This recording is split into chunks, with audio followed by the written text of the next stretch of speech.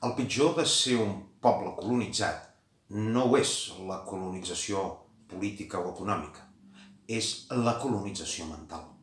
I la conseqüència més desastrosa és l'absència de sentit polític. Aquest, malauradament, és el retrat dels catalans.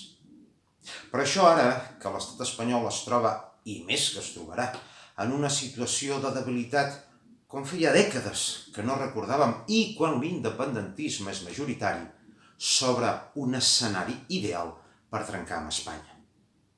Ho sabem veure? No. Tenim el sentit polític capat. La por al que pugui venir ens paralitza i som presoners també del discurs pusil·lànime dels escolanets d'Esquerra Republicana, Junts per Catalunya i la CUP, els quals no veuen més enllà o no volen veure més enllà de la seva paga. Ara més que mai, Catalunya necessita homes i dones d'un discurs polític, patriòtic, clar i dur, sense cap concessió cap a Espanya ni cap als nostres polítics, que són tan i tan esclaus que no es rebel·len ni quan perilla la vida i el futur dels catalans.